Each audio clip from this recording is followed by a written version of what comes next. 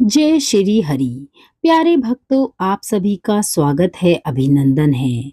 ज्येष्ठ माह के अपरा एकादशी की आप सभी को हार्दिक शुभकामनाएं। अपरा एकादशी का व्रत अपार सफलता और योग्यता देने वाला है। श्री हरि विष्णु को समर्पित आज हम अपरा या अचला एकादशी की व्रत कथा महात्म्य को प्रेम पूर्वक श्रवण करेंगे। भक्तगणों, कोई भी कथा सुनने या पढ़ने से पूर्व आसन ग्रहण करें और मन लगाकर उसका रसपान करें। कथा सुनते समय हाथ में कुछ अवश्य लें, जैसे एकादशी के दिन क्योंकि चावल का परहेज होता है तो आप गेहूं के दाने भी ले सकती हैं। 5 या 7 की संख्या में वह दाने हाथ में रखकर ही कथा को सुने और फिर कथा समाप्त होने पर उन दानों को जल में डालकर सूर्य को अर्पण कर दें। तो चलिए आइए इस व्रत कथा महात्म्य को श्रवण करते हैं। अपरा एकादशी या अचरा एकादशी की व्रत कथा। युधिष्ठिर कहने लगे कि हे भगवान, ज्येष्ठ कृष्ण एकादशी का क्या नाम है तथा उसका महात्म्य क्या है, सो कृपा कर कहिए। भगवान श्री कृष्ण कहने लगे, हे राजन, यह एकादशी अचला तथा अपरा 2 नामों से जानी जाती है। पुराणों के अनुसार ज्येष्ठ कृष्ण पक्ष की एकादशी अपरा एकादशी है, क्योंकि यह अपार धन देने वाली है। जो मनुष्य इस व्रत को करते हैं वे संसार में प्रसिद्ध हो जाते हैं। इस दिन भगवान त्रिविक्रम की पूजा की जाती है। अपरा एकादशी के व्रत के प्रभाव से ब्रह्म हत्या, भूत योनि, दूसरे की निंदा आदि के सब पाप दूर हो जाते हैं। इस व्रत के करने से पर स्त्री गमन, झूठी गवाही देना, झूठ बोलना, झूठे शास्त्र पढ़ना या बनाना, झूठा ज्योतिष बनाना तथा झूठा वैध बनाना आदि सभी पाप नष्ट हो जाते हैं। जो क्षत्रिय युद्ध से भाग जाते हैं वे नरकगामी होते हैं, परंतु अपरा एकादशी का व्रत करने से वे भी स्वर्ग को प्राप्त होते हैं। जो शिष्य गुरु से शिक्षा ग्रहण करते हैं फिर उनकी निंदा करते हैं वे अवश्य नरक में पड़ते हैं, मगर अपरा एकादशी का व्रत करने से ही वे इस पाप से मुक्त हो जाते हैं।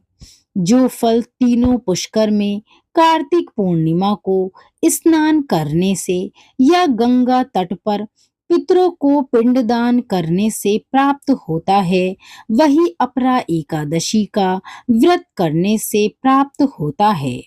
मकर के सूर्य में प्रयागराज में स्नान से, शिवरात्रि का व्रत करने से, सिंह राशि के बृहस्पति में गोमती नदी के स्नान से, कुंभ में केदारनाथ के दर्शन या बद्रीनाथ के दर्शन, सूर्य ग्रहण में कुरुक्षेत्र के स्नान से, स्वर्ण दान करने से अथवा अर्ध प्रसूता गौदान से जो फल मिलता है वही फल अपरा एकादशी के व्रत से मिलता है। यह व्रत पाप रूपी वृक्ष को काटने के लिए कुल्हाड़ी है। पाप रूपी ईंधन को जलाने के लिए अग्नि, पाप रूपी अंधकार को मिटाने के लिए सूर्य के समान, मृगों को मारने के लिए सिंह के समान है। अतः मनुष्य को पापों से डरते हुए इस व्रत को अवश्य ही करना चाहिए। अपरा एकादशी का व्रत तथा भगवान का पूजन करने से मनुष्य सभी पापों से छूटकर विष्णु लोक को जाता है। इसकी प्रचलित कथा के अनुसार प्राचीन काल में महीध्वज नामक एक धर्मात्मा रहता था।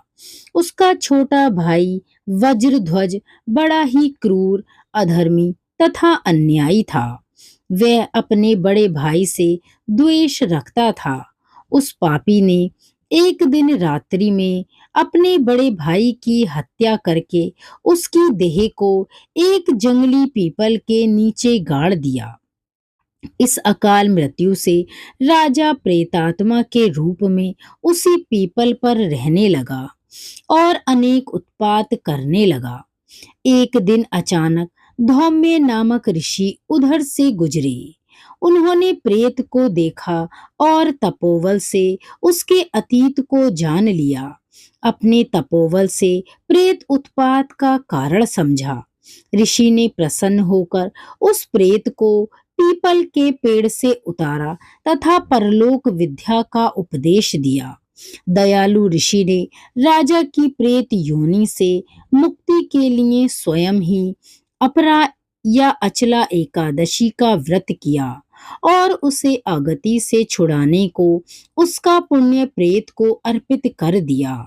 इस पुण्य के प्रभाव से राजा की प्रेत योनि से मुक्ति हो गई।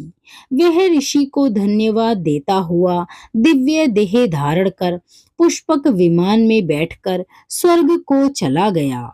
हे राजन, यह अपरा एकादशी की कथा मैंने लोकहित के लिए कही है। इसे पढ़ने अथवा सुनने से मनुष्य सब पापों से छूट जाता है। बोलिए श्री हरि विष्णु की जय।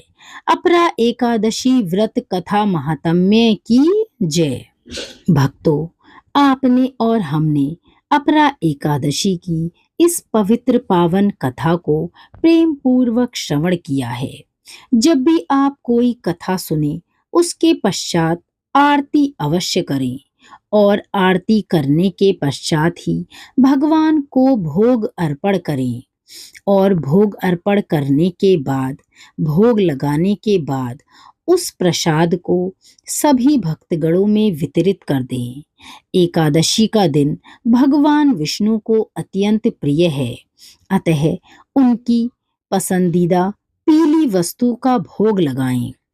हो सके तो अन्न का परहेज करें, फलहार खाएं और फलाहार ही श्री हरि को अर्पण करें। तो भक्तों, भगवान विष्णु की कृपा आप सभी पर सदैव बनी रहे। जय श्री हरि।